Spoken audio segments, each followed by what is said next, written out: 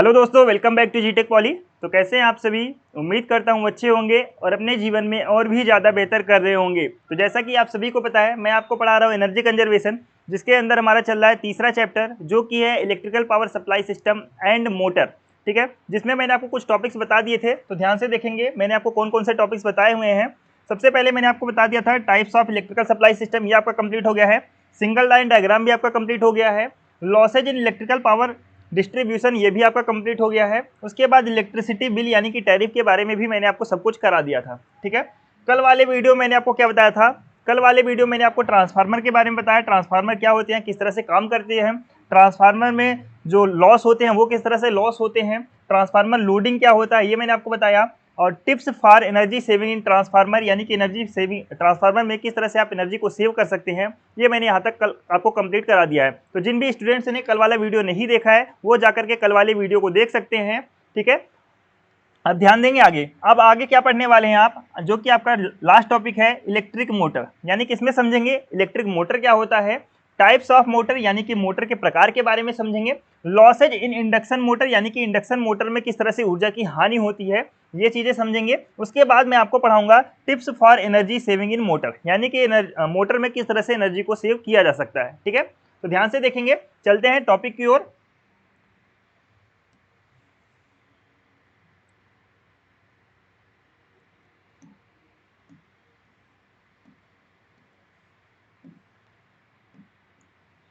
कल मैंने last topic आपको बताया था ट्रांसफार्मर में ऊर्जा बचत के लिए टिप्स, यानी कि ट्रांसफार्मर में आप किस तरह से एनर्जी को सेव कर सकते हैं। जब मैं आपको ये टॉपिक बता रहा था तो मैंने आपको पहला पॉइंट बताया था, इसका प्रॉपर साइज सिलेक्ट करके आप एनर्जी को सेव कर सकते हैं।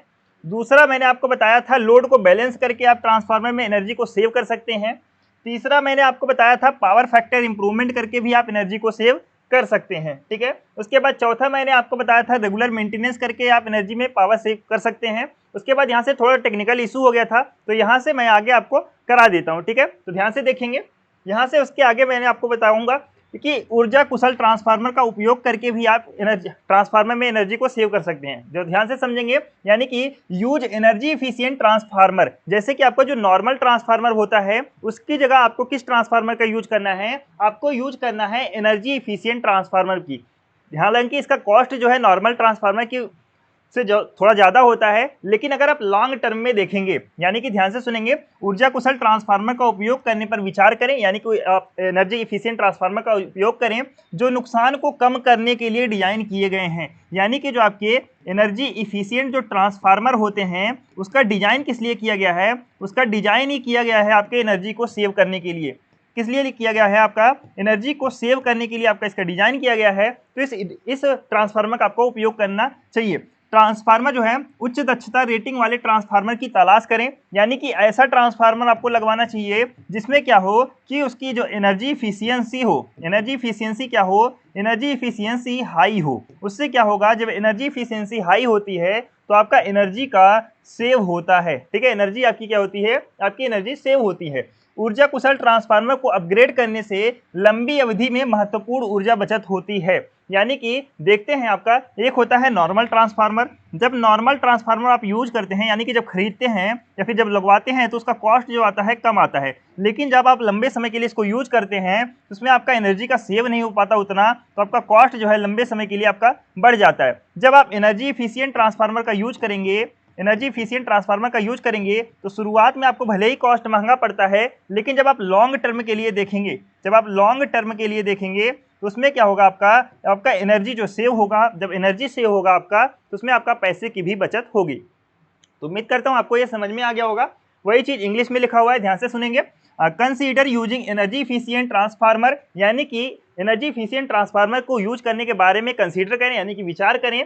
That are design to minimise losses, जिसका डिजाइन ही इसलिए किया गया है कि लॉस को मिनिमाइज करने के लिए।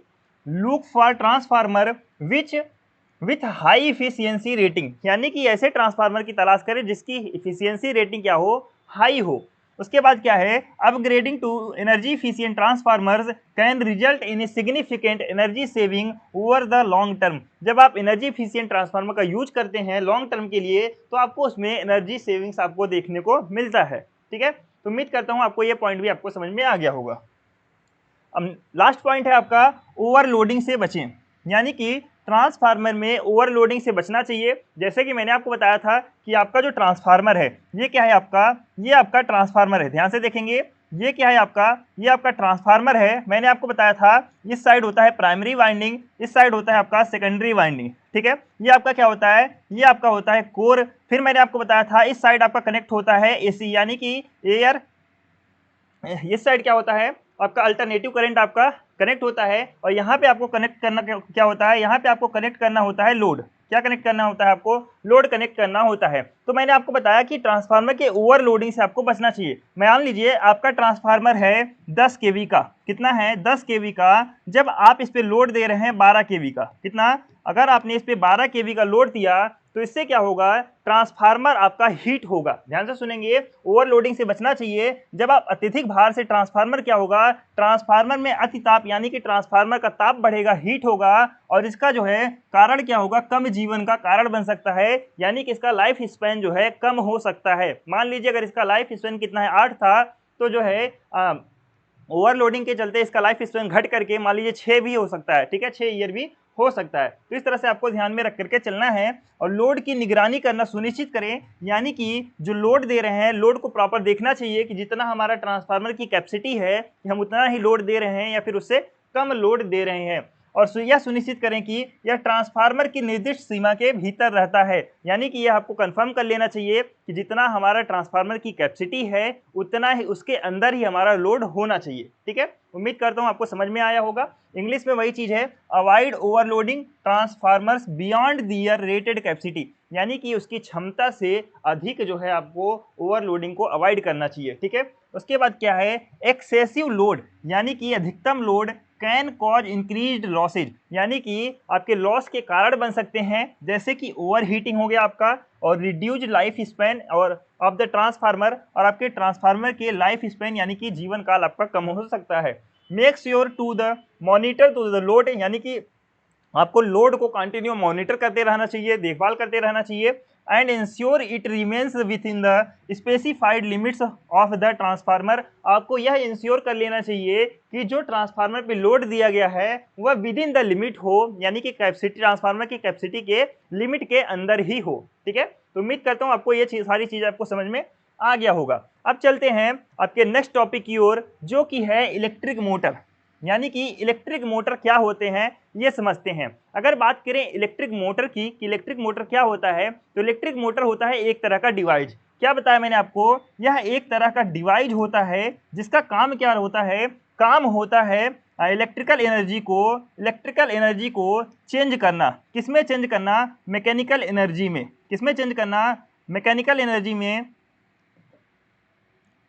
मैकेनिकल एनर्जी में चेंज करना किसका काम रहता है, ओके, मोटर का काम रहता है। ठीक है, तो ध्यान से सुनेंगे, विद्युत मोटर एक ऐसा उपकरण होता है, यानी कि एक ऐसा डिवाइस होता है जो विद्युत ऊर्जा को यांत्रिक ऊर्जा में परिवर्तित करता है। यानी कि आपके इलेक्ट्रिकल एनर्जी को मैकेनिकल एनर्जी में चेंज करता है, जिससे यह उपयोगी कार्य करने की अनुमति देता है। यानी कि जिससे क्या कर सकते हैं आप अपने कार्य को कर सकते हैं। यानी कि जो भी आपके यूजफुल कार्य हैं उस चीज को आप यहाँ पे कर सकते हैं। यह आमतौर पर विभिन्न मशीनों और उपकरणों जैसे कि पंखा हो गया आपका, वह वॉशिंग मशीन, पंप और कारों में पाया जाता है। यानी कि यहाँ पे आपको एग्जाम्पल के तौर पर बताया गया है कि मोटर किस डिवाइस में आपके लगे हुए होते हैं। जैसे कि आपके पंखे में देखेंगे तो वहाँ पे आपके मोटर लगे हुए होते हैं, वॉशिंग मशीन में देखेंगे तो वहाँ पे आपके मोटर लगे हुए होते हैं, पंप में भी आपके मोटर लगे हुए होते हैं, कार वगैरह जितने भी व्हीकल वगैरह हो जाते हैं उसमें भी आपके मोटर काम करते हैं। यानी कि देखेंगे आपके छोटे डिवाइस से लेकर के बड़े डिवाइस में सभी में मोटर का यूज किया जाता है ज्यादातर डिवाइस में। ठीक है, यही चीज इंग्लिश में लिखा हुआ है, ध्यान से देखेंगे।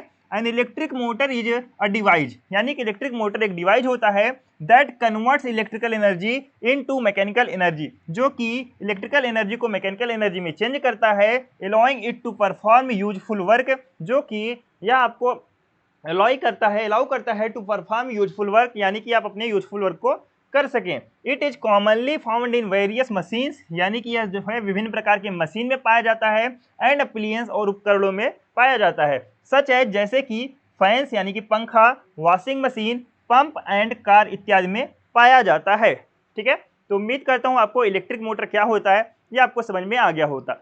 अब आगे चलते हैं टाइप्स ऑफ इलेक्ट्रिक मोटर, यानी कि इलेक्ट्रिक मोटर के प्रकार को समझते हैं या कितने प्रकार के होते हैं। ठीक है, ध्यान से समझेंगे। इलेक्ट्रिक मोटर था आपका, ये कुछ मोटर आपको दिखाए गए हैं जो कि मैं आपको बाद में समझाऊंगा अभी, तो अभी ध्यान से देखेंगे इस साइड। अगर बात करें इलेक्ट्रिक मोटर के प्रकार के, तो इलेक्ट्रिक मोटर जो है, डीसी मोटर जो है, इलेक्ट्रिक मोटर जो होता है आपका कई प्रकार के होते हैं। जैसे कि आपका एक मैंने आपको प्रकार बताया डीसी मोटर, जैसे कि एक प्रकार है आपका कौन सा, डीसी मोटर। तो डीसी मोटर क्या होता है कि यह एक डायरेक्ट करंट पावर सप्लाई पर काम करती है। डीसी मोटर क्या होता है कि यह जो है डायरेक्ट करंट पावर सप्लाई पे काम करती है। इसमें क्या होता है, इसमें करंट की दिशा को रिवर्स करने के लिए एक स्प्लिट रिंग कंप्यूटेटर और ब्रश लगा रहता है। क्या लगा रहता है, ध्यान से सुनेंगे। यानी कि डीसी जो होता है आपका, डीसी मोटर क्या होता है कि डायरेक्ट करंट पावर सप्लाई पे काम करते हैं। इसमें जो है करंट की दिशा को रिवर्स करने के लिए एक तरह का कुछ डिवाइस लगे हुए होते हैं। डिवाइस का नाम है कंप्यूटेटर डिवाइस और ब्रश लगा हुआ होता है। ध्यान से देखेंगे, मैं आपको दिखाता हूं कंप्यूटेटर और ब्रश किस तरह से होते हैं। ध्यान से देखेंगे इस साइड, यहाँ पे देखेंगे, ये है आपका, ये जो आपका दिख रहा है, ठीक है, ये जो चीजें आपको दिख रहा है, ये क्या है आपका, ये है आपका कम्यूटेटर। ये क्या है आपका, ये है आपका कम्यूटेटर। ठीक है, ये आपका कम्यूटेटर है। अगर बात करें, ध्यान से देखेंगे यहाँ पे, ये आपका जो लगा हुआ है ये है आपका कम्यूटेटर। ठीक है, ये क्या है, ये है आपका कम्यूटेटर। अगर बात करें ब्रश कौन सा है, ये जो चीज दिख रहा है, ये जो आपको दिख रहा है, ये है आपका ब्रश। ये क्या है, ये आपका ब्रश लगा हुआ है। ठीक है, इसमें दो चीजें मैंने आपको बताया कि जो डीसी मोटर आपको होता है वो डायरेक्ट करंट पर आपका काम करता है, डायरेक्ट करंट सप्लाई पे काम करता है, या इसमें जो है करंट को रिवर्स करने के लिए कम्यूटेटर और ब्रश लगे हुए होते हैं। ठीक है, उम्मीद करता हूं आपको ये समझ में आ गया होगा। अब ध्यान से समझेंगे आगे। डीसी मोटर आमतौर पर उन अनुप्रयोगों में उपयोग की जाती है जहां सटीक गति नियंत्रण की आवश्यकता होती है। यानी कि मोटर को उस जगह पे काम में लिया जाता है जहां पे आपको सटीक जो है, जो आपके मोशन होते हैं, जो आपकी गति की आवश्यकता होती है, गति नियंत्रण की आवश्यकता होती है। जैसे कि एग्जाम्पल के तौर पे आप समझ सकते हैं रोबोटिक्स, इलेक्ट्रिक वाहन और छोटे घरेलू उपकरण। कहाँ कहाँ, यानी कि 3 एग्जाम्पल यहाँ पे आपको बताया गया है। जैसे कि रोबोटिक्स में आपके यूज होते हैं डीसी मोटर्स, इलेक्ट्रिक वाहन में आपके डीसी मोटर्स यूज होते हैं, और आपके छोटे मोटे जो घरेलू उपकरण होते हैं उसमें भी आपके डीसी मोटर ही लगे हुए होते हैं। तो उम्मीद करूंगा आपको डीसी मोटर आपको समझ में आया होगा। तो डीसी यानी कि direct current Motors operate on a direct current power supply. यानी कि डीसी जो आपका डायरेक्ट डीसी मोटर जो है ऑपरेट होते हैं, यानी कि संचालित होते हैं, काम करते हैं on a direct current power supply पर आपके ये काम करते हैं। They have a split ring commutator, यानी कि इसमें क्या होता है, एक स्प्लिट रिंग कम्यूटेटर लगा हुआ होता है और उसके साथ साथ ब्रश लगा हुआ होता है। किस चीज के लिए लगा हुआ होता है, to reverse the direction of the current, यानी कि करंट के डायरेक्शन को चेंज करने के लिए, रिवर्स करने के लिए इसमें स्प्लिट रिंग कम्यूटेटर लगा हुआ होता है और ब्रश लगा हुआ होता है। ठीक है, आगे देखेंगे। DC motors are commonly used in applications where precise speed control is required, यानी कि डीसी मोटर जो है कॉमनली वहां यूज किए जाते हैं जहां पर में क्या किया हो जाता है कि precise speed control is required, यानी कि प्रीसाइज मतलब कि सटीक जो है स्पीड यानी कि गति को कंट्रोल करने की आवश्यकता होती है। सच जैसे कि इन रोबोटिक्स में, इलेक्ट्रिक व्हीकल में, and small house hold appliance, यानी कि छोटे मोटे घरेलू उपकरण में आपके डीसी मोटर यूज किए जाते हैं। उम्मीद करता हूं आपको डीसी मोटर आपको समझ में आ गया होगा। अब चलते हैं आगे, ध्यान से देखेंगे। दूसरा है आपका एसी मोटर। दूसरा कौन सा है आपका, दूसरा है एसी मोटर। एसी यानी कि अल्टरनेटिव करंट मोटर जो है एक वैकल्पिक चालू स्रोत द्वारा संचालित की जाती है। कैसे चालू की जाती है, एक अल्टरनेटिव करंट सोर्स, यानी कि वैकल्पिक मतलब होता है अल्टरनेटिव चालू मतलब यहाँ पे करंट। ठीक है, चालू मतलब क्या, करंट, और स्रोत मतलब होता है सोर्स, यानी कि SOURCE। ठीक है, सोर्स। अगर बात करें क्या होता है SOURCE, तो जो आपके एसी मोटर होते हैं वो अल्टरनेटिव करंट सोर्स द्वारा संचालित किए जाते हैं, और जो आपके डीसी मोटर थे वो आपके डायरेक्ट करंट पावर सप्लाई द्वारा संचालित होते थे। तो इसलिए क्या है, एसी मोटर जो है आपके अल्टरनेटिव करंट सोर्स द्वारा संचालित होते हैं। वे अपनी सादगी मतलब सिंप्लिसिटी, सादगी मतलब क्या है, सिंप्लिसिटी के लिए जाने जाते हैं।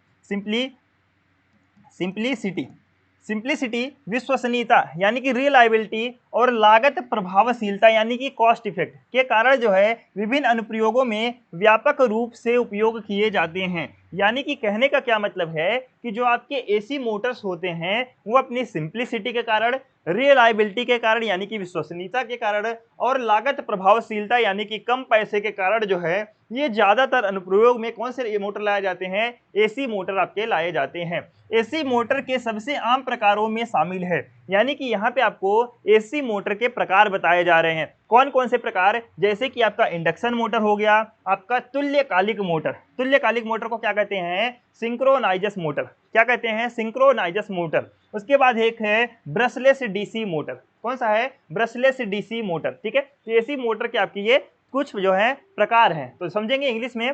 एसी यानी कि alternative current motor are powered by an alternative current source, यानी कि जो आपके एसी मोटर होते हैं वो किसके द्वारा पावर सप्लाई किए जाते हैं, अल्टरनेटिव करंट सोर्स द्वारा पावर सप्लाई किए जाते हैं। They are widely used in various application, इनका जो यूज किया जाता है विभिन्न तरह के एप्लीकेशन में यूज किया जाता है। ड्यू टू, किस लिए यूज किया जाता है, ड्यू टू दियर सिंप्लिसिटी, उनके साधारणीयता के कारण जाना जाता है, यूज किया जाता है। रियलाइबिलिटी, इनके विश्वसनीयता के कारण यूज किया जाता है।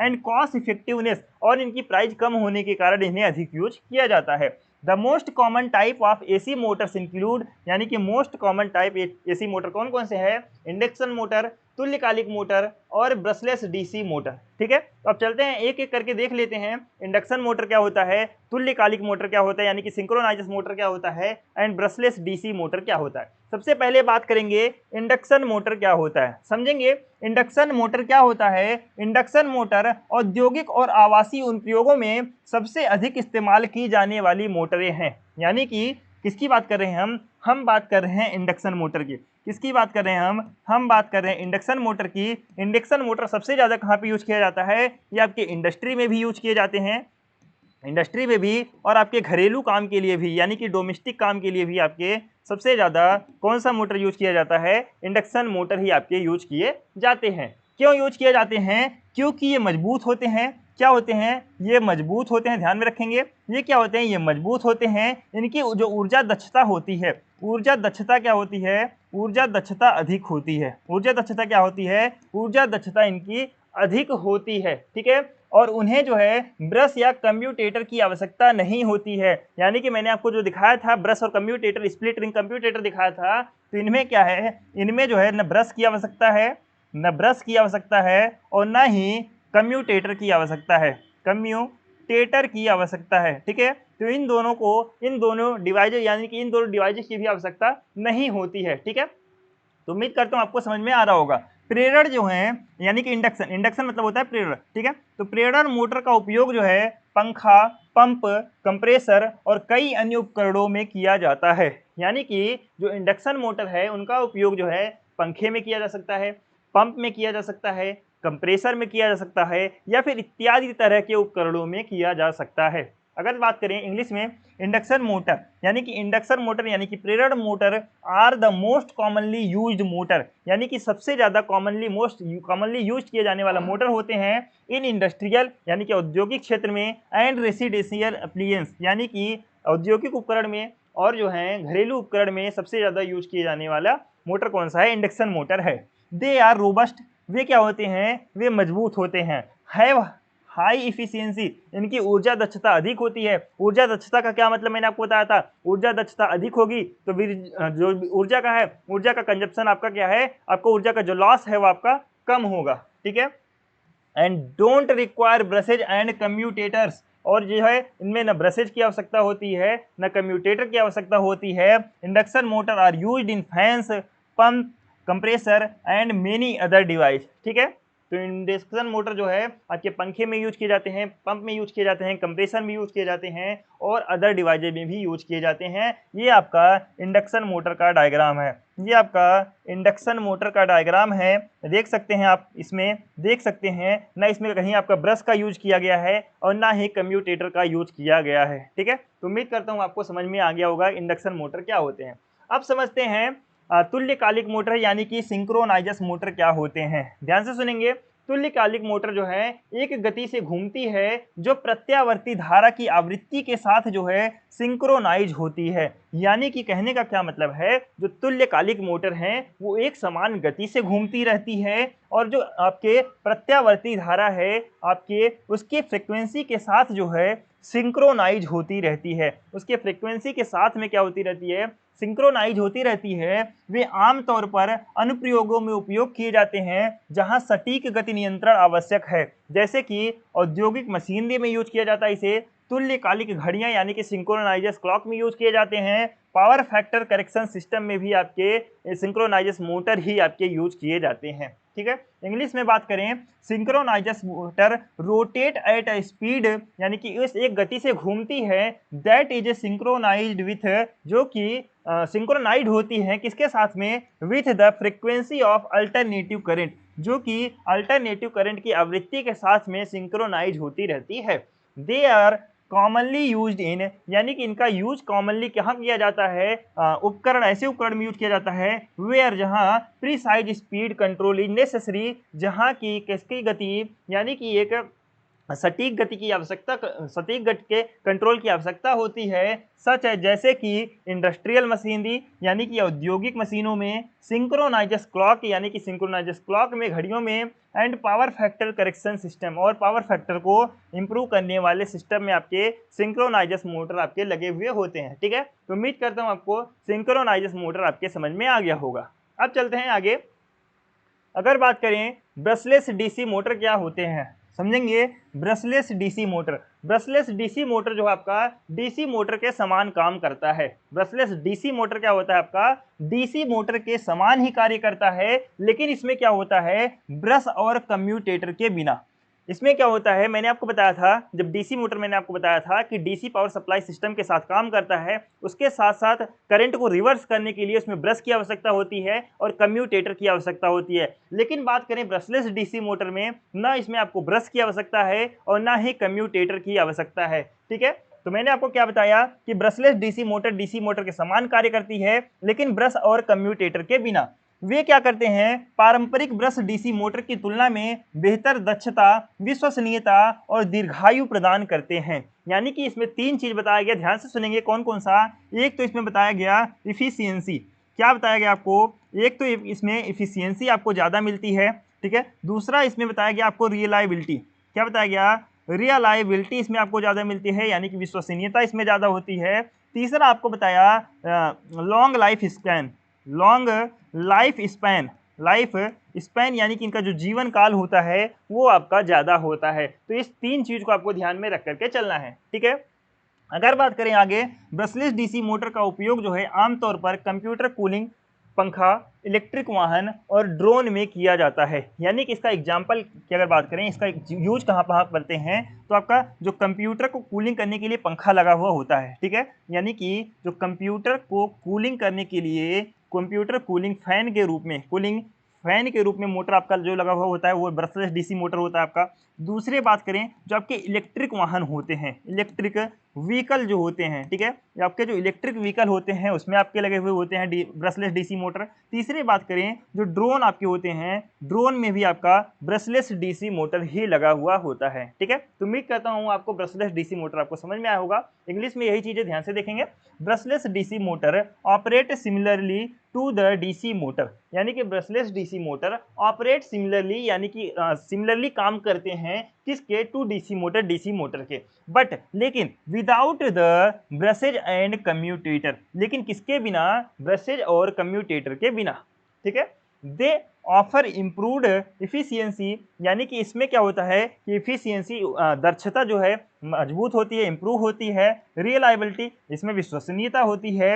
And longevity compare to the traditional brush DC motor, यानी कि जो आपके ट्रेडिशनल ब्रश डीसी मोटर होते हैं उसके अपेक्षा क्या होता है, इसमें लॉन्ग लाइफ होता है, यानी कि इसका जीवन काल जो है ज़्यादा होता है। Brushless DC motor are commonly used in computer cooling fan, brushless DC motor का कॉमनली यूज कहाँ पे होता है, ब्रशलेस डीसी फैन में यूज किया जाता है, इलेक्ट्रिक व्हीकल में किया जाता है, और कहाँ पे किया जाता है, ड्रोन्स में किया जाता है। इस चीज़ को आपको ध्यान में रख करके चलना है। ठीक है, नेक्स्ट बात करें, तीसरा, और मैंने आपको दो चीज़ें बताया, ध्यान से सुनेंगे। एक तो मैंने आपको बताया एसी मोटर। सबसे पहले मैंने आपको बताया, ध्यान से सुनेंगे, सबसे पहले मैंने आपको बताया डीसी मोटर, ठीक है, डीसी मोटर, ठीक है। उसके बाद मैंने आपको बताया डीसी मोटर के अंदर मैंने आपको बताया उसके बाद से एसी मोटर, ठीक है, एसी मोटर, ठीक है, एसी मोटर आपका हो गया। उसके अंदर एसी मोटर के अंदर ही मैंने आपको दो मोटर बताए। कौन कौन से मोटर बताया मैंने आपको? एक तो बताया मैंने आपको इंडक्शन मोटर। कौन सा बताया मैंने आपको? एक बताया इंडक्शन मोटर। फिर उसके बाद से दूसरा मैंने आपको कौन सा बताया था, ध्यान से देखेंगे, दूसरा मैंने आपको बताया सिंक्रोनाइजस मोटर। दूसरा मैंने आपको कौन सा बताया? दूसरा बताया सिंक्रोनाइजस मोटर, सिंक्रोनाइजस मोटर मैंने आपको बताया। फिर तीसरा मैंने आपको बताया डीसी जो है, DC brushless motor, DC brushless motor, ठीक है। अब तीसरे की बात कर रहे हैं, तीसरा कौन सा है आपका? Universal motor, universal motor. तीसरा कौन सा आपका? यूनिवर्सल मोटर, ठीक है, इसे सी कर लेंगे। तीसरा कौन सा आपका? Universal motor. ध्यान से समझेंगे यूनिवर्सल मोटर क्या होता है। यूनिवर्सल मोटर एसी और डीसी दोनों बिजली स्रोतों पर काम कर सकती है। यानी कि जो यूनिवर्सल, नाम ही क्या है इसका? यूनिवर्सल। तो यूनिवर्सल जो मोटर आपके होते हैं, यूनि की बात करें, यूनि मतलब दो, यानी कि दो मतलब किस पे? आपके एसी पे भी काम करेगा, साथ साथ आपके डीसी पर भी काम करेगा। इसको कहते हैं यूनिवर्सल मोटर, ठीक है। वे आमतौर पर उन उपकरणों में पाए जाते हैं जिनके लिए उच्च गति रोटेशन की आवश्यकता होती है। यानी कि यूनिवर्सल मोटर आपके कहाँ पे पाए जाते हैं? जिसमें जो है हाई स्पीड रोटेशन की आवश्यकता होती है। हाई स्पीड रोटेशन की आवश्यकता जहां होगी वहां पे यूनिवर्सल मोटर का यूज किया जाता है। जैसे कि अगर बात करें कहां पे हाई स्पीड मोटर की आवश्यकता होती है, जैसे आपके कोई भी इलेक्ट्रॉनिक इक्विपमेंट हो गए, जैसे कि वैक्यूम क्लीनर आपका हो गया, और रसोई के कोई भी उपकरण हो गए, उसमें आपके यूनिवर्सल मोटर का यूज किया जाता है। Universal motor can operate on both AC and DC power sources. They are commonly found in devices that requires high speed rotation such as power tools, vacuum cleaners and kitchen appliances, ठीक है। तो उम्मीद करता हूं आपको universal motor भी आपको समझ में आ गया होगा, ठीक है। अब ध्यान देंगे आगे, यानी कि एक आपका चौथा आपका मोटर कौन सा है, इसे डी कर लेंगे। चौथा कौन सा आपका? Stepper motor. चौथा टाइप कौन सा है आपका? चौथा है आपका स्टेपर मोटर। समझते हैं स्टेपर मोटर क्या होता है। स्टेपर मोटर की बात करें, क्या एक विशेष प्रकार की मोटर होती है जो असतत चरणों या फिर वृद्धों में चलती है। यानी कि क्या होती है, यह एक तरह का विशेष मोटर होता है जो कि कॉन्टिन्यूअस स्टेप में चलते हैं या फिर कॉन्टिन्यूअस ग्रोथ में चलते हैं। जैसे कि अगर बात करें, वे उन अनुप्रयोगों में व्यापक रूप से उपयोग किए जाते हैं जिनके लिए सटीक स्थिति की आवश्यकता होती है, जैसे कि 3D प्रिंटर। 3D प्रिंटर आपका हो गया, CNC मशीन हो गया, और रोबोटिक्स में आपके स्टेपर मोटर आपके यूज किए जाते हैं, ठीक है। इतना चीज आपको ध्यान में रख करके चलना है। रोबोटिक्स मैंने आपको बताया था, इसके अलावा एक मोटर और रोबोटिक्स में यूज किया जाता है, जैसे कि आपके डीसी मोटर। डीसी मोटर भी आपके रोबोटिक्स में आपके यूज किए जाते हैं, ठीक है। उम्मीद करता हूँ आपको स्टेपर मोटर भी आपको समझ में आया होगा। अगर बात करें स्टेपर मोटर को इंग्लिश में, stepper motor are specially type of motors that move in discrete step और इंक्रीमेंट्स। यानी कि स्टेपर मोटर ऐसे मोटर होते हैं, एक विशेष प्रकार के मोटर होते हैं जो कि डिस्क्रीट स्टेप्स यानी कि असतत चरणों या फिर इंक्रीमेंट या फिर वृद्धि पे काम करते हैं। अगर बात करें इनकी, they are widely used in, इनका मोस्टली यूज किसमें किया जाता है? In application that require precise positioning. यानी कि ये इनका यूज उस जगह पे किया जाता है जहां पे प्रीसाइज यानी कि सटीक स्थिति के लिए पोजिशनिंग यानी कि स्थिति की आवश्यकता होती है। जैसे कि 3D प्रिंटर, 3D प्रिंटर आपका हो गया, CNC मशीन हो गया आपका, एंड रोबोटिक्स। और क्या हो गया? रोबोटिक्स में आपके स्टेपर मोटर आपका यूज किया जाता है। उम्मीद करता हूं आपको ये पॉइंट भी आपको समझ में आ गया होगा। अब नेक्स्ट चलते हैं। नेक्स्ट क्या है आपका? Losses in induction motor. Next topic है आपका लॉसेज इन इंडक्शन मोटर, यानी कि इंडक्शन मोटर में जो लॉस होते हैं किस तरह से होते हैं वो समझते हैं। अगर बात करें इंडक्शन यानी कि प्रेरण मोटर में होने वाले नुकसान को कई श्रेणियों में वर्गीकृत किया जा सकता है। यानी कि it can be divided into many series यानी कि मेनी स्टेप्स या फिर कई चरणों में इसे डिवाइड किया जा सकता है। जैसे कि बात करें कॉपर हानियां, किसकी बात कर रहे हैं हम? कॉपर लॉस या फिर कॉपर हानियां। मैंने आपको कॉपर लॉस आपको ट्रांसफार्मर लॉस में भी बताया था, तो सेम उसी तरह से आपका लॉस इसमें भी होता है। ध्यान से सुनेंगे, ये हानियां मोटर की वाइंडिंग के प्रतिरोध के कारण होती है, वे दो प्रकार में विभाजित होती है। यानी कि जो कॉपर लॉस होता है वो आपके वाइंडिंग में जो तार आपके लगे हुए होते हैं, ध्यान से सुनेंगे, मैंने आपको ट्रांसफार्मर में भी बताया था, ट्रांसफार्मर में आपकी ये वाइंडिंग लगे हुए होते हैं इस तरह से, और जो आपके मोटर होते हैं, मोटर में भी क्या लगे हुए होते हैं, मोटर में भी आपके वाइंडिंग इस तरह से आपके लगे हुए होते हैं। तो जो वाइंडिंग के रूप में ये जो तार यूज किए गए हैं, जो वायर यूज किए गए हैं, इन वायर में रेजिस्टेंस के कारण, इसके रेजिस्टेंस के कारण जो है आपके जो लॉस होते हैं उन्हें कहते हैं कॉपर लॉस। ठीक है, उन्हें क्या कहते हैं, उन्हें कहते हैं कॉपर लॉस। अब इन कॉपर लॉस को दो भागों में डिवाइड किया गया है। कौन कौन से? एक है स्टेटर कॉपर लॉस और दूसरा है आपका रोटर कॉपर लॉस। कौन सा है? ध्यान से सुनेंगे, एक है आपका स्टेटर कॉपर लॉस, दूसरा है rotor copper loss. Stator copper loss क्या होता है? यह नुकसान स्टेटर वाइंडिंग के प्रतिरोध के कारण होता है।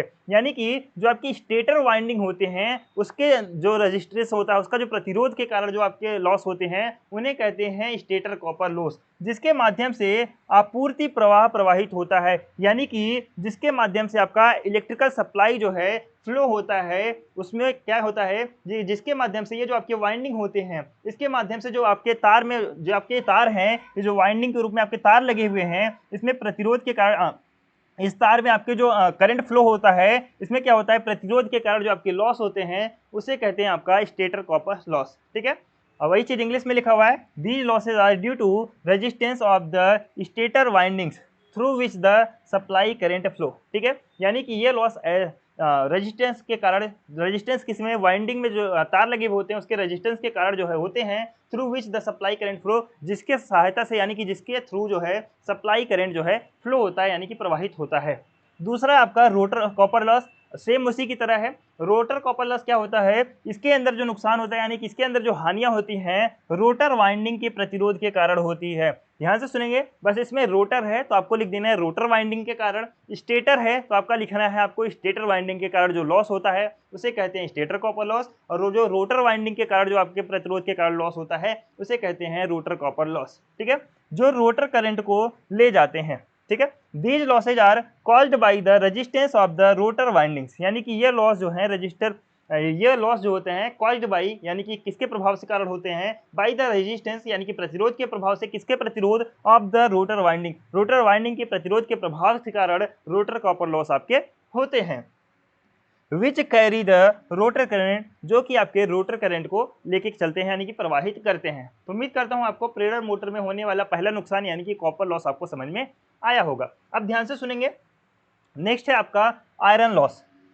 दूसरा कौन सा है आपका? Iron loss. मैंने आपको बताया था आयरन लॉस क्या होता है कि जो आपके कोर, यानी कि मोटर के कोर के अंदर जो आपका मोटर का कोर होता है, यानी कि ये जो आपका मोटर का जो कोर आपका ये लगा होता है, आपका जो मोटर का कोर होता है, कोर के अंदर जो लॉसेज होते हैं उसे कहते हैं आयरन लॉस या फिर कोर लॉस के नाम से हम जानते हैं। ये नुकसान जिन्हें एडी करंट लॉस और हिस्टेरिसिस लॉस के रूप में भी जाना जाता है। अगर बात करें, आयरन लॉस को दो तरह से डिवाइड किया गया, मैंने आपको ट्रांसफार्मर में भी बताया था। पहला आपका होता है हिस्टेसिस। कौन सा आपका? हिस्टेसिस आपका लॉस, हिस्टेरिसिस आपका लॉस होता है। दूसरा मैंने आपको बताया था एडी करंट लॉस। कौन सा बताया था? भंवर धारा हानि। कौन सा बताया था? भंवर धारा हानि। यानी कि एडी करंट लॉस को क्या कहते हैं हिंदी में? भंवर धारा हानि के कारण जो आपके लॉस होते हैं। ठीक है, यानी कि आयरन लॉस को दो तरह से डिवाइड करके मैंने आपको ट्रांसफार्मर में भी आपको बताया था। ठीक है, तो बारी बारी से चुंबकीय क्षेत्र के कारण मोटर के आयरन कोर में होते हैं। यानी कि ये जो आपके लॉस होते हैं, हिस्टेरिसिस लॉस, भंवर धारा लॉस जो आपके होते हैं, एडी करंट लॉस जो होते हैं,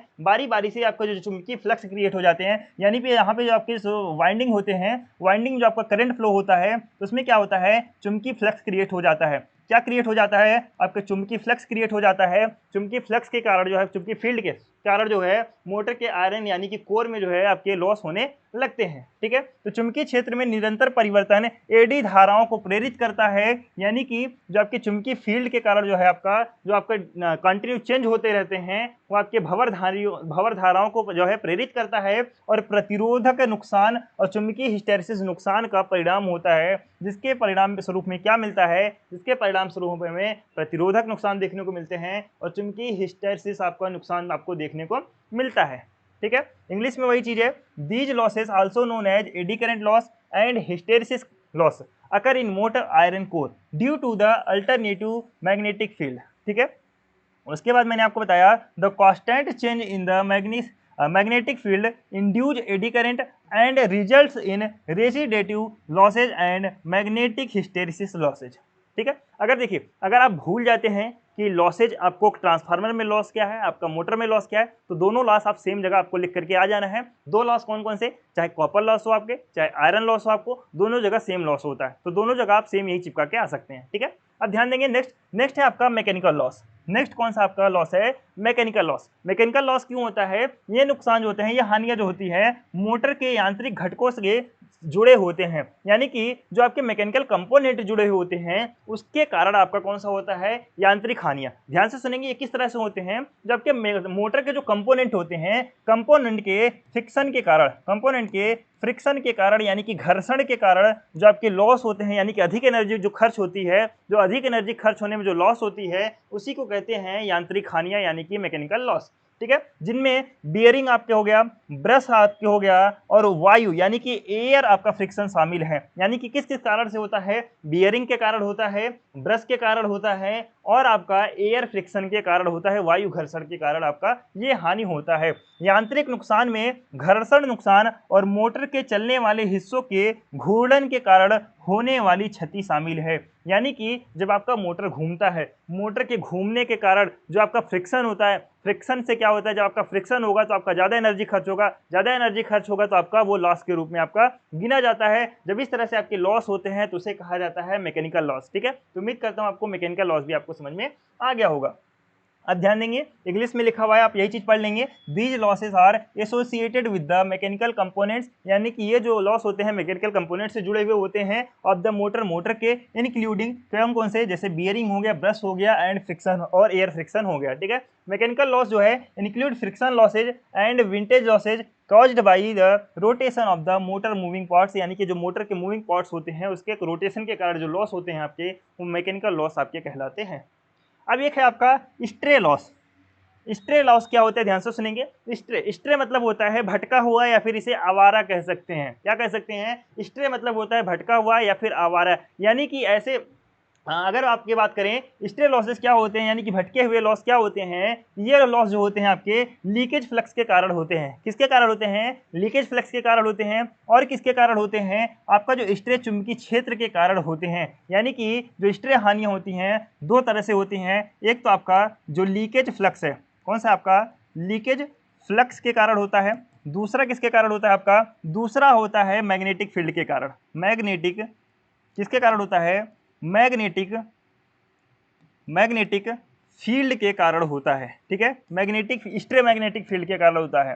तो ये दो तरह से आपके होते हैं स्ट्रे लॉसेज। अगर बात करें इनका रिसाव प्रवाह जो है उपयोगी शक्ति हस्तांतरण में योगदान नहीं देता है, यानी कि इसका जो लीकेज होता है, इसके वजह जो लीकेज फ्लो होता है वह जो होता है उपयोगी शक्ति हस्तांतरण में, यानी कि जो पावर ट्रांसफर होता है, पावर ट्रांसफर में योगदान नहीं देता है, लेकिन फिर भी इसके परिणाम स्वरूप ऊर्जा हानि होता है। यानी कि ये छोटी मोटी होने वाली हानियां हैं, इसको आपको ध्यान में रख करके चलना है। तो मैंने आपको टोटल 4 हानियां बताया है, आप हर एक हानि को आपको ध्यान में रख करके चलना है। ठीक है, तो these losses occur due to the leakage flux and stray magnetic field in the motor, यानी कि ये हानियां जो हैं मैग्नेटिक फील्ड फ्लक्स के कारण होती है और लीकेज फ्लक्स के कारण होती हैं। इस चीज को आपको ध्यान में रखना है। The leakage flux does not contribute to useful power transfer, यानी कि लीकेज फ्लक्स जो होता है वो उतना कंट्रीब्यूट नहीं करता है पावर ट्रांसफर में के रूप में, लेकिन फिर भी जो still results in energy loss, फिर भी जो है थोड़ा बहुत एनर्जी लॉस में आपके रूप में ये गिना जाता है स्ट्रे लॉसेज। ठीक है,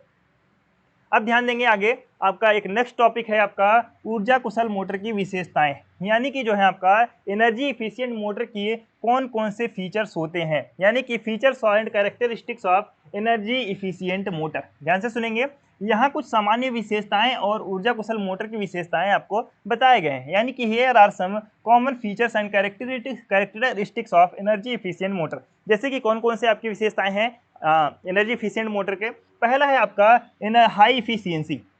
अब हाई इफिशियंसी का क्या मतलब है, मैंने आपको बताया था जब इफिशियंसी हाई होगा तो आपका एनर्जी का लॉस कम होगा। जब इफिशियंसी हाई होगा तो आपका एनर्जी का लॉस कम होगा। तो वैसी चीज में ध्यान से सुनेंगे, ऊर्जा कुशल मोटर को मानक मोटर की तुलना में ऊर्जा दक्षता के लिए डिजाइन किया गया है, यानी कि इसका हाई इफिशियंसी के लिए जो है ऊर्जा कुशल मोटर का निर्माण किया गया है।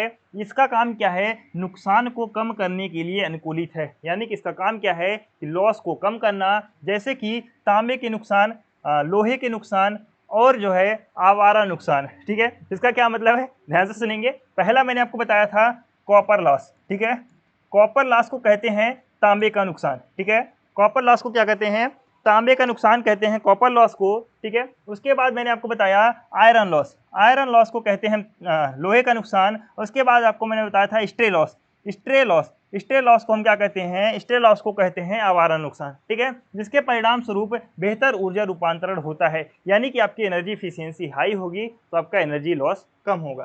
ठीक है, यही चीज इंग्लिश में, energy efficient motor are design to have high efficiency compare to standard motor, यानी कि स्टैंडर्ड मोटर की तुलना में जो आपके एनर्जी इफिशियंट मोटर होते हैं उनकी एनर्जी इफिशियंसी काफ़ी हाई होती है।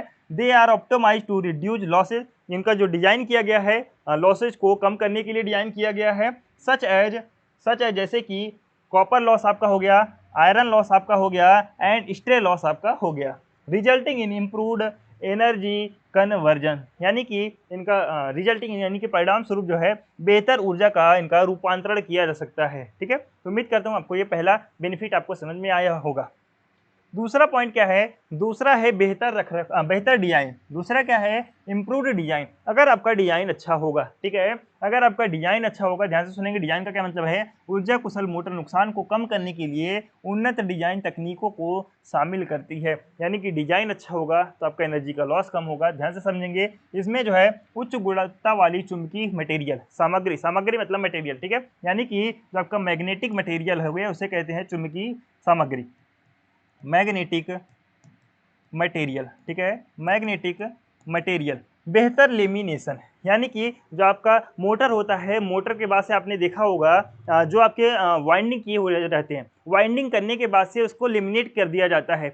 आपने देखा होगा कि जब आपका मोटर वगैरह खराब हो जाता है तो आप रिपेयर कराने के लिए जाते हैं, तो आपने देखा होगा कि लेमिनेटेड रहता है वो, अब उसके पन्नी उतारते हैं। ठीक है, उसी को कहते हैं लेमिनेटेड। अनुकूलित वाइंडिंग कॉन्फ़िगरेशन और कम हवा के अंतराल का उपयोग शामिल है। ठीक है, तो जिसका उद्देश्य ऊर्जा रूपांतरण को अधिकतम करना है, यानी कि जब ऊर्जा ट्रांसमिशन यानी कि ऊर्जा का रूपांतरण ज़्यादा होगा आपका, यानी कि ऊर्जा का कन्वर्जन ज़्यादा होगा, तो आपका बेहतर डिजाइन के कारण आपका ये होगा। ठीक है, इतना आपको ध्यान में रख करके चलना है। Energy efficient motor incorporate advance design technique to reduce losses, यानी कि लॉस को कम करता है। This include the use of high quality magnetic material, यह क्या है, हाई क्वालिटी मैग्नेटिक मटेरियल को इंक्लूड करता है। इम्प्रूव्ड लेमिनेशन, इम्प्रूव्ड लेमिनेशन को आपको शामिल करना, बेहतर लेमिनेशन आपको इसमें शामिल करना होता है। ऑप्टिमाइज वाइंडिंग कॉन्फ़िगरेशन, यानी कि जो आपके वाइंडिंग कॉन्फ़िगरेशन रहते हैं उसको ऑप्टिमाइज करना इसमें शामिल रहता है। एंड रिड्यूस्ड एयर गैप्स, और जो है जो आपके एयर गैप होते हैं उसको कम करना रहता है। And all aimed to maximise energy conversion, यानी कि सभी तरह से एम किया जाता है, यानी कि उसको लक्ष्य दिया जाता है कि जो आपके मैक्सिमम जो है एनर्जी कन्वर्जन आपका इसमें हो सके। तीसरा पॉइंट है आपका कम घर्षण और विंडेज नुकसान, यानी कि reduce friction and windage losses. क्या होता है, ध्यान से समझेंगे। ऊर्जा कुशल मोटरों को यांत्रिक नुकसान को कम करने के लिए डिजाइन किया गया है, यानी कि जबकि ऊर्जा कुशल मोटर होते हैं उसको मैकेनिकल लॉस को कम करने के लिए आपको ये डिजाइन किए जाते हैं। इसमें उच्च गुणवत्ता वाले बियरिंग, यानी कि जो आपके बियरिंग पार्ट्स लगा हुआ होता है हाई क्वालिटी का लगा हुआ होता है। बेहतर स्नेहन प्रणाली, यानी कि जिसमें जो लुब्रिकेंट वगैरह यूज किए जाते हैं बेहतर यूज किए जाते हैं। और क्या बात करें, सुव्यवस्थित रोटर और स्टेटर डिजाइन का उपयोग घर्षण और विंडेज नुकसान को कम करने के लिए किया जाता है, यानी कि इसमें हाई क्वालिटी की बियरिंग, स्नेहन और उसका अच्छी तरह से मोटर का व्यवस्थित करके स्टेटर डिजाइन का यूज करके जो है कम घर्षण, जिससे कम घर्षण होगा और आपके ऊर्जा का नुकसान आपका कम होगा। ठीक है, अगर बात करें चौथा पॉइंट है आपका ऊर्जा मानकों का अनुपालन। ऊर्जा मानक क्या होते हैं, ध्यान से समझेंगे। कि जो आपके एनर्जी स्टैंडर्ड है, एनर्जी स्टैंडर्ड का अनुपालन, यानी कि इसके लिए जो आपके नियम बनाए गए हैं, नियम किसके द्वारा बनाए गए हैं, BEE यानी कि ब्यूरो ऑफ एनर्जी इफिशियंसी के द्वारा जो आपके मानक यानी कि जो आपके रूल बनाए गए हैं, अगर उसका पालन किया जाता है तो आपका एनर्जी का लॉस आपका कम होगा। तो ध्यान से सुनेंगे, ऊर्जा कुशल मोटर को नियामक निकायों द्वारा निर्धारित विशिष्ट ऊर्जा दक्षता यानी कि मानकों को पूरा करने या उससे अधिक करने के लिए डिजाइन किया गया है।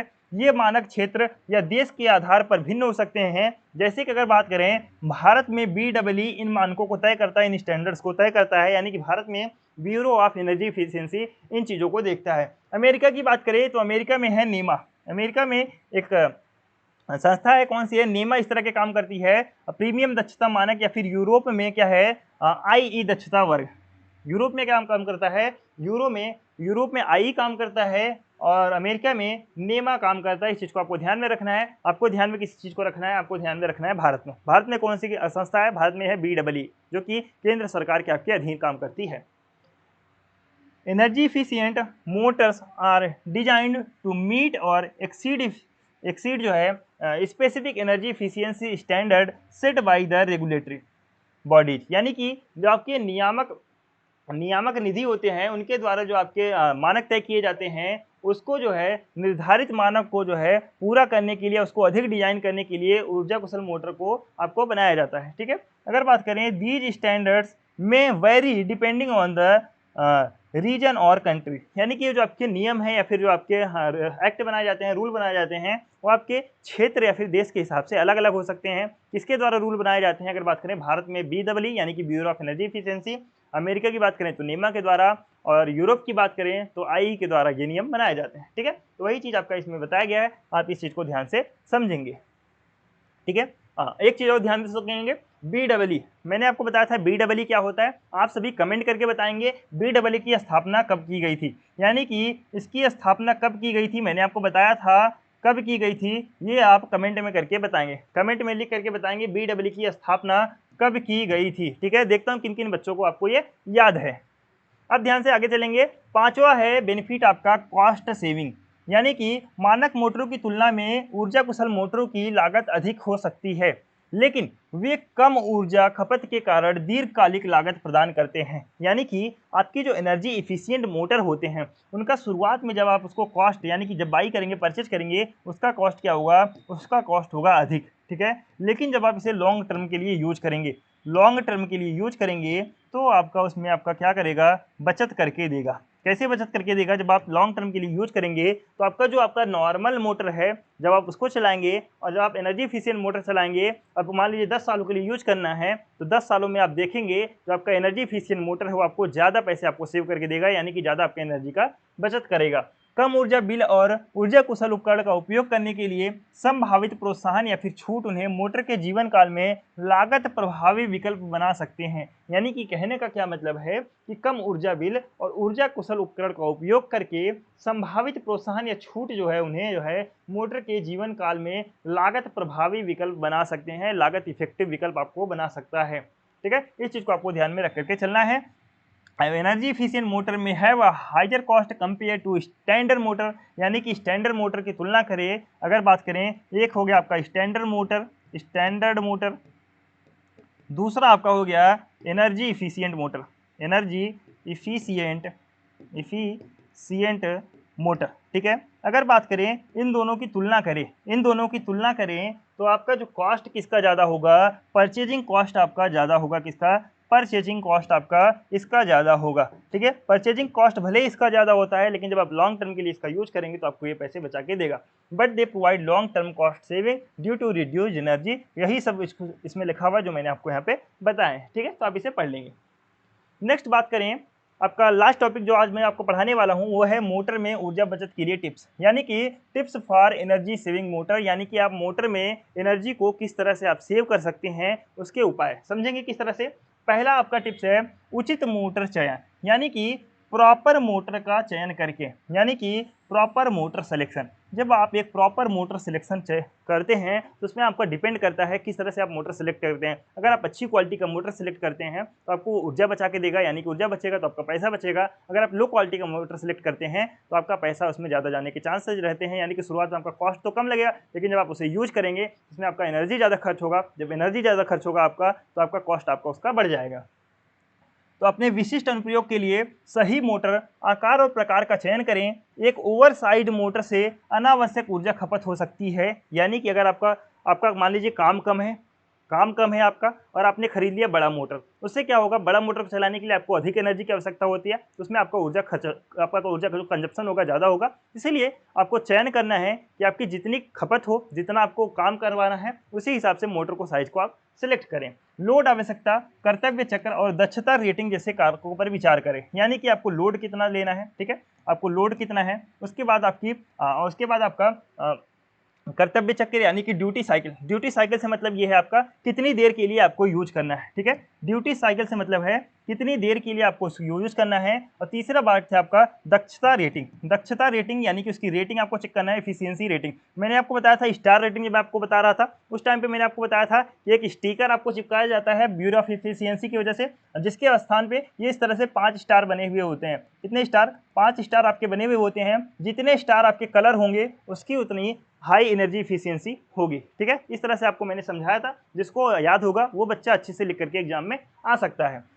इसका क्या है, select the right motor size and type of your specified application, यानी कि आपके जो भी आपके उचित मोटर का आपको चयन करना है साइज का। उसके बाद जितनी भी आपको आवश्यकता है, जितनी भी आपको यूज करना है, उसी के हिसाब से आपको एप्लीकेशंस के हिसाब से आपको मोटर का चूज करना है। उसके बाद an oversize motor can load to unnecessary energy consumption, यानी कि जो आपके ओवर साइज मोटर होते हैं वो अननेसेसरी ऊर्जा का कंजप्शन आपका करते हैं। उसके बाद है आपका consider factor such as load requirements, duty cycle and efficiency rating. और किस पे डिपेंड करता है आपका ये सब, लोकल रिक्वायरमेंट पे, आपके लोड रिक्वायरमेंट पे आपका डिपेंड करता है, ड्यूटी साइकिल पे आपका डिपेंड करता है, एफिशिएंसी रेटिंग पे आपका डिपेंड करता है। इन सब चीज़ों को आप देख करके ही अपना मोटर को सिलेक्ट करें, ठीक है।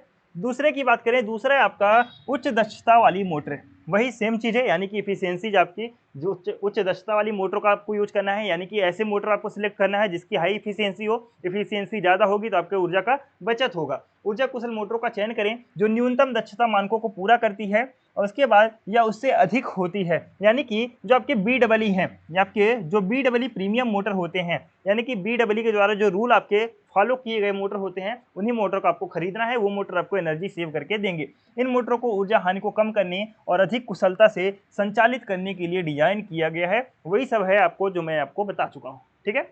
तीसरा है आपका मोटर रखरखाव। मोटर रखरखाव से मतलब है आपको मोटर को मेंटेनेंस करके आपको रखना है, ठीक है। यानी कि यह सुनिश्चित करने के लिए नियमित रूप में मोटरों का रखरखाव और निरीक्षण करें कि वे बेहतर तरीके से काम कर रहे हैं या फिर नहीं कर रहे हैं, ठीक है। यानी कि मोटर को कंटिन्यू आपको मेंटेनेंस करके रखना है कि वो काम कर रहे हैं सही तरीके से या नहीं कर रहे हैं, ठीक है। इस चीज़ को आपको ध्यान में रख करके चलना है। उसके बाद बेयरिंग को लुब्रिकेट करते रहें, यानी कि उसकी जो बियरिंग होती है, बियरिंग वाला जो पार्ट होता है, उसको लुब्रिकेट करते रहें। लुब्रिकेट करने से आपका घर्षण कम होगा। अगर आपका घर्षण कम होगा तो आपका एनर्जी सेव होगा। अगर घर्षण कम नहीं होगा, घर्षण ज़्यादा होगा, तो आपका घिसने के कारण जो आपका एनर्जी ज़्यादा खर्च होगा। उचित अलाइनमेंट की जांच करें और मोटर को साफ करें, ठीक है। यानी कि मोटर की साफ सफाई भी आपको कंटिन्यू करते रहना चाहिए। उचित रखरखाव घर्षण को कम करने में मदद करता है और समग्र दक्षता में सुधार करता है। वही चीज़ है, आपका घर्षण कम होगा तो आपका ऊर्जा आपका कम खर्च होगा, ठीक है। तीसरा पॉइंट हो गया आपका मोटर रखरखाव। चौथे पॉइंट की बात करें तो है मोटर की सुस्ती को खत्म करें। अब क्या भाई मोटर इंसान है जो इसकी सुस्ती को खत्म करें? तो ध्यान से समझेंगे। यानी कि मोटर को जो आइडल टाइम है, यानी कि जो मोटर का आइडल टाइम है उसको आपको खत्म करना है। यानी कि उन मोटरों को पहचान करें जो अनावश्यक रूप से या फिर स्टैंड बाय पर चल रहे हैं। स्टैंड बाय मतलब आइडल टाइम पे, यानी रुके हुए चलते हैं। ऊर्जा जो बर्बादी को रोकने के लिए, बचने के लिए, जब वे उपयोग में ना हो तो मोटरों को बंद या फिर निष्क्रिय कर दें। यानी कि जब आपके काम में नहीं चल रहे हैं, आपका काम समाप्त हो गया है, आपको लग रहा है कि आपका काम पूरा हो गया है, तो आपको मोटर को बंद कर देना है, ठीक है। कहने का मतलब ये है, आपको आइडल टाइम में आपको नहीं रखना है। अगर नेक्स्ट की बात करें, नेक्स्ट है आपका power factor correction. Power factor correction मैंने आपको पावर फैक्टर इतनी बार बता चुका हूं। पावर फैक्टर मतलब, पावर फैक्टर की मैंने आपको बताया था वैल्यू 0 से 1 होती है, 0 to 1 होती है। 1 मतलब पावर फैक्टर गुड और 0 मतलब पावर फैक्टर लो, ठीक है, लो। और जब आपका पावर फैक्टर कितना होता है 0.9 से 0.99 के बीच में जब आपका होता है पावर फैक्टर गुड होता है, यानी कि जितना अच्छा आपका पावर फैक्टर होगा उतना आपका एनर्जी का बचत होगा। इस चीज़ को आपको समझ के चलना है। यानी कि मोटर के पावर फैक्टर को सही करने की प्रतिक्रियाशील शक्ति को कम किया जा सकता है, ऊर्जा की खपत को कम किया जा सकता है। यानी कि जो आपके मोटर के पावर फैक्टर अगर आप उसको सही कर लेते हैं तो आपको जो ऊर्जा की खपत है वो आपका कम हो जाएगा और आपका समस्त दक्षता में सुधार किया जा सकता है। आपकी एनर्जी इफिशियंसी आपकी यानी कि एनर्जी इफिशियंसी में आपको सुधार हो जाएगा। और पावर फैक्टर करेक्शन कैपेसिटर स्थापित करने पर विचार करें, यानी कि अगर आपके किसी भी चीज़ में पावर फैक्टर कम होता है किसी भी डिवाइस में तो उसको सही करने के लिए कैपेसिटर का यूज किया जाता है, जो कि मैंने आपको बताया था। अपने पावर फैक्टर का विश्लेषण और अनुकूलन करने के लिए किसी विशेषज्ञ से सलाह लें। यानी कि अगर आपको लगता है कि हमारा जो कोई भी डिवाइस है उसका जो है एनर्जी ज़्यादा कंज्यूम कर रहा है, तो उसके लिए आपको क्या है, पावर फैक्टर आपको चेक करने के लिए किसी विशेषज्ञ की आपको सलाह लेने की ज़रूरत है। उसे मतलब आपको मैकेनिक को आपको दिखाने की ज़रूरत है। टोटल की कहने की बात यह है, इलेक्ट्रिकल मैकेनिक आपको दिखाने की ज़रूरत है। यही सेम चीज़ इंग्लिश में है। Correcting the power factor of the motors can minimise reactive power, जो आपके सक्रिय प्रतिक्रियाशील पावर होती है उसको घटाने का काम करती है। रिड्यूज एनर्जी कंजप्शन, यानी कि उसका क्या है, आपका एनर्जी का कंजप्शन आपका घटेगा। एंड इंप्रूव ओवरऑल एफिशिएंसी, आपके ओवरऑल एफिशिएंसी बढ़ेगी। Consider installing power factor correction capacitor, और क्या करता है, आपको कैपेसिटर फैक्टर को आपको सही करने के लिए आपको यानी कि पावर फैक्टर को सही करने के लिए आपको कैपेसिटर लगाने की आवश्यकता है। एंड कंसल्ट एन एक्सपर्ट, आपको विशेषज्ञ से सलाह लेने की जरूरत है। And analyse optimise your power factor, यानी कि आपके पावर फैक्टर को ऑप्टिमाइज करने के लिए और एनालाइज करने के लिए आपको विशेषज्ञ से सलाह लेने की आवश्यकता है। आपका ध्यान से देखेंगे, कुशल मोटर नियंत्रण, यानी कि इफिशिएंट मोटर कंट्रोलर आपको किस तरह से करना है। ऊर्जा कुशल मोटर नियंत्रण प्रणाली का उपयोग करें, जैसे कि सॉफ्ट स्टार्टर्स या फिर इलेक्ट्रॉनिक मोटर स्टार्टर्स, जो सुचारू शुरुआत प्रदान करते हैं। यानी कि जो आपके मोटर स्टार्ट होने में जो आपका समय लेता है, ठीक है, स्टार्ट होने में जो आपका समय लेता है उसके लिए आपको अच्छे डिवाइस को आपको अच्छा डिवाइस आपको यूज करना चाहिए, जिससे कि आपका सॉफ्ट स्टार्ट हो जाए। यानी कि आपका जो स्टार्टअप है, यानी कि मोटर जो है आपका तुरंत के तुरंत स्टार्ट हो जाए, टाइम ना लगे। और या फिर इलेक्ट्रॉनिक मोटर स्टार्टर्स या फिर इलेक्ट्रॉनिक मोटर स्टार्टर का आप यूज कर सकते हैं। और करंट को कम करते हैं। और क्या करता है, ये करंट को भी आपका कम करता है। ये नियंत्रण मोटर दक्षता बढ़ा सकता है और मोटर के जीवन काल को भी बढ़ा सकता है। यानी कि जब आप एक ऐसा डिवाइस लेते हैं, एक ऐसा मोटर लेते हैं जिसका सॉफ्ट स्टार्टर हो, यानी कि आपका जो स्टार्ट आपका सही तरीके से आपका मोटर हो रहा है, तो इसके फायदे आपको क्या देखने को मिलते हैं। एक तो हाई इफिशियंसी आपको देखने को मिलती है, हाई इफिशियंसी आपको देखने की मिलती है। ऊपर से आपको क्या देखने को मिलता है, लॉन्ग लाइफ स्पैन, लॉन्ग जो है लाइफ स्पैन आपको देखने को मिलता है, यानी कि लंबा जीवन काल आपको देखने को मिलता है। तो वही चीज़ इंग्लिश में, use energy efficient motor control system such as soft starter और इलेक्ट्रॉनिक मोटर स्टार्टर, यानी कि आपको सॉफ्ट स्टार्टर मोटर की आपको जरूरत होती है। दैट प्रोवाइड्स स्मूथ स्टार्ट, जो कि आपको स्मूथ स्टार्ट आपको प्रोवाइड करके देता है। एंड रिड्यूस द इन रस करंट, और आपके उसको घटाकर इनरस करंट को घटा करके देता है। And control can enhance motor efficiency, और जो आपको कंट्रोल है वो आपके मोटर एफिशिएंसी को बढ़ाता है। And extend the Motors life span, और आपके मोटर के जीवन काल को भी बढ़ाता है। ठीक है, लास्ट विशेषता है आपका सिस्टम के नुकसान को कम करें, यानी कि जो आपके सिस्टम में होने वाले नुकसान होते हैं उसको कम करने की आपको जरूरत है। किस तरह से कम की जा सकती है, ध्यान से देखेंगे। आपका प्रॉपर वायरिंग होना चाहिए, यानी कि जो आपका मोटर है उसमें प्रॉपर वायरिंग होना चाहिए, उसमें इंसुलेशन का यूज किया हुआ होना चाहिए, और कुशल ट्रांसमिशन आपका यूज किया जाना चाहिए, यानी कि उसके जो कंपोनेंट होते हैं, कंपोनेंट यानी कि जैसे कि आपका उसका बेल्ट हो गया या फिर उसकी पुली हो गई, का उपयोग करके मोटर सिस्टम में ऊर्जा के नुकसान को कम कर सकते हैं। यानी कि कौन कौन से मैंने आपको बताया, एक तो बताया मैंने आपको प्रॉपर इंसुलेशन का यूज करके आप मोटर की नुकसान को कम कर सकते हैं। दूसरा मैंने आपको बताया प्रॉपर जो है इंसुलेशन, प्रॉपर क्या बताया मैंने आपको, प्रॉपर वायरिंग का यूज करके आप लॉस को कम कर सकते हैं। इंसुलेशन का यूज करके आप इंसुलेशन का यूज करके आप मोटर के लॉस को कम कर सकते हैं। उसके बाद आपको जो ट्रांसमिशन कंपोनेंट होते हैं, कौन कौन से ट्रांसमिशन जो कंपोनेंट होते हैं उसका यूज करके भी आप लॉस को कम कर सकते हैं। जैसे कि कौन कौन से कंपोनेंट मैंने आपको बताया, पहला कंपोनेंट मैंने आपको बताया बेल्ट, पहला कौन सा मैंने आपको बताया belt.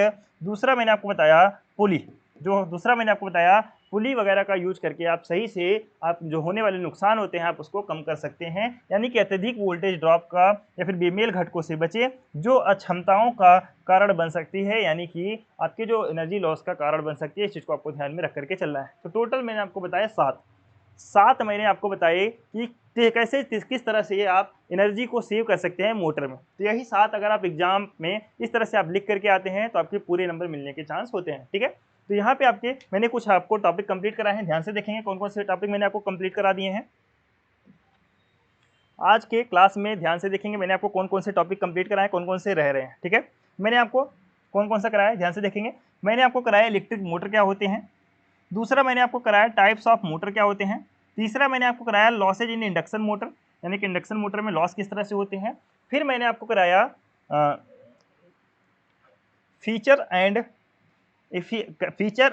Characteristics of energy efficient motor. ठीक है, ये मैंने आपको करा दिया। फिर मैंने आपको कराया tips for energy saving in motor. ठीक है, ये मैंने आपको टॉपिक करा दिया। अब आपके रह कौन कौन से टॉपिक रहे, ध्यान से देखेंगे। आपके 2 टॉपिक रह रहे हैं। ठीक है, कौन कौन से, एक तो आपका रह रहा है एस्टिमेशन ऑफ मोटर लोडिंग। कौन सा रह रहा है, एक आपका रह रहा है एस्टिमेशन ऑफ मोटर लोडिंग, दूसरा रह रहा है आपका variation in efficiency and power factor with loading. ये 2 टॉपिक रह रहा है जो कि मैं आपको कल के क्लास में आपको कंप्लीट करा दूंगा। यानी कि कल के क्लास में आपका पूरा तीसरा चैप्टर पूरी तरीके से कंप्लीट आपका हो जाएगा। उम्मीद करता हूं सारे पॉइंट आपको समझ में आया होगा। जो भी पॉइंट आपको समझ में नहीं आया होगा वो आप कमेंट करके पूछ सकते हैं। और अगर आपको क्लास थोड़ा सा भी अच्छा लगा हो तो आप क्लास को लाइक करेंगे और अपने सभी दोस्तों के साथ में क्लास को शेयर करेंगे। तो मिलते हैं बहुत जल्द नेक्स्ट क्लास में, तब तक के लिए टाटा बाय बाय, ध्यान रखेंगे।